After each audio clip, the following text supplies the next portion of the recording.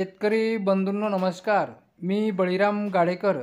दिनांक 23 ते दिनांक 27 ऑक्टोंबर या कालावधीमध्ये राज्यात वादळी स्वरूपाच्या हलक्या ते मध्यम सरी होणार आहे.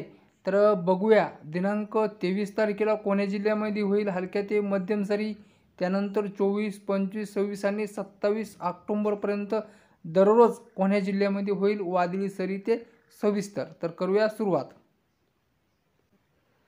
तर दिनांक 23 ऑक्टोंबर रोजी इकडे दक्षिण महाराष्ट्रामध्ये सोलापूर, सांगली, सातारा, कोल्हापूर तसेच इकडे कोकण किनारपट्टीमध्ये सिंधुदुर्ग, रत्नागिरी, रायगड, मुंबई तसेच पुणे, अहिल्यानगर आणि धाराशिव या जिल्ह्यामध्ये होणार आहे वादळी स्वरूपाच्या मध्यम सरी. त्यानंतर लातूर, बीड, जालना, छत्रपती संभाजीनगर या दोन जिल्ह्याची दक्षिण बाजू इथे होणार आहे वादळी स्वरूपाच्या हलक्या सरी. त्यानंतर जे काही उर्वरित जिल्हे आहेत तर या जिल्ह्यामध्ये नुसते ढगाळ वातावरण राहील व एखाद्या ठिकाणी थोडे शितुळे होईल दिनांक 23 ऑक्टोंबर रोजी. यानंतर दिनांक 24 ऑक्टोंबर रोजी होईल या जिल्ह्यामध्ये वादळी सरी. त्यामध्ये पूर्व विदर्भातील गडचिरोली, गोंदिया, भंडारा, नागपूर, वर्धा, चंद्रपूर तसेच पश्चिम विदर्भातील यवतमाळ, वाशिम, अमरावती, अकोला, बुलढाणा या जिल्ह्यामध्ये बहुतेक ठिकाणी मध्यम स्वरूपाच्या वादळी सरी होईल दिनांक 24 ऑक्टोंबर रोजी. त्यानंतर मराठवाड्यातील नांदेड, लातूर, धाराशिव, हिंगोली, परभणी, बीड, जालना, छत्रपती संभाजीनगर या जिल्ह्यामध्ये सुद्धा दिनांक 24 ऑक्टोंबर रोजी बहुतेक ठिकाणी वादळी स्वरूपाच्या मध्यम ते हलक्या सरी होईल. त्यानंतर इकडे दक्षिण महाराष्ट्रामध्ये सोलापूर, सांगली, सातारा, कोल्हापूर, पुणे, अहिल्यानगर या जिल्ह्यामध्ये सुद्धा बहुतेक ठिकाणी मध्यम स्वरूपाच्या वादळी सरी होईल. त्यानंतर इकडे नाशिक, धुळे, जळगाव, नंदुरबार या जिल्ह्यामध्ये नुसते विरखुळे ढगाळ वातावरण राहील आणि किंचित एखाद्या ठिकाणी हलक्या सरी होईल. त्यानंतर इकडे कोकण किनारपट्टीमधल्या सगळ्या जिल्ह्यामध्ये पालघर, ठाणे, रायगड, मुंबई, रत्नागिरी, सिंधुदुर्ग या जिल्ह्यामध्ये सुद्धा मध्यम स्वरूपाच्या वादळी सरी होईल. त्यानंतर दिनांक 25 ऑक्टोंबर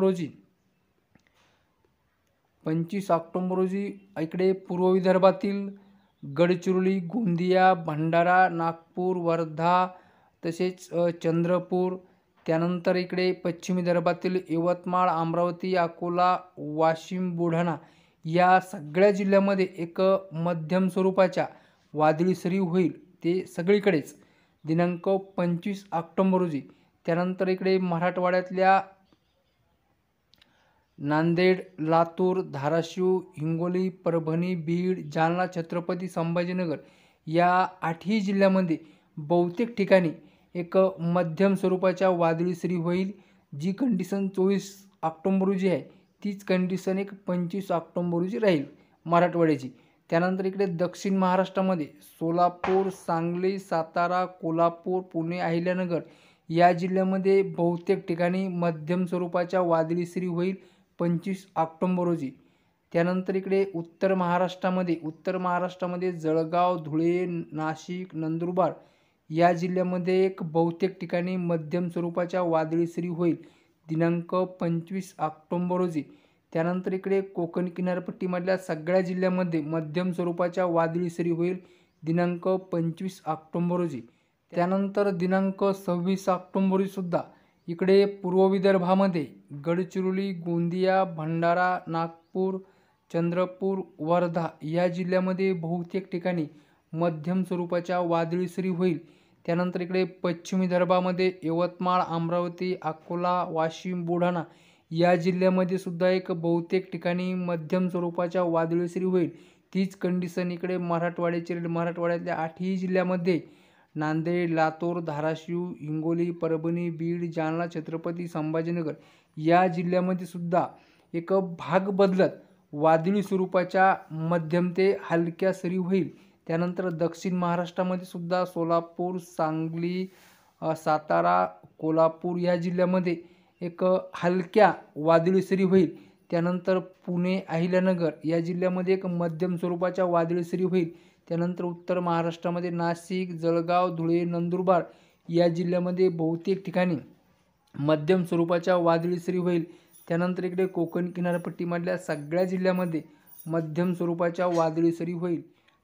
त्यानंतर दिनांक 27 ऑक्टोबर रोजी राज्यामध्ये सगळ्याच जिल्ह्यामध्ये बहुतेक ठिकाणी वादळी स्वरूपाच्या हलक्या ते मध्यम सरी होईल. म्हणजेच जी कंडिशन आपली 26 ऑक्टोबरची राहील तीच कंडिशन 27 ऑक्टोबरची राहील.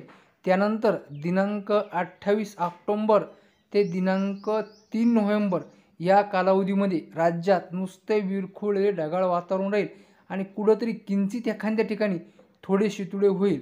आणि त्यानंतर दिनांक 4 नोव्हेंबरपासून पुढे पुन्हा थंडीला सुरुवात होईल. शेतकरी बंधूंनो, यामध्ये पुढे जर काही आपल्या वातावरणामध्ये जर बदल दिसून आला तर तशी माहिती आपण देऊ, कारण की आपण मागच्या अंदाजामध्ये सांगितल्यानुसार वातावरणामध्ये बदल झालेला आहे. तर शेतकरी बंधूंनो, आज इतकेच. नमस्कार.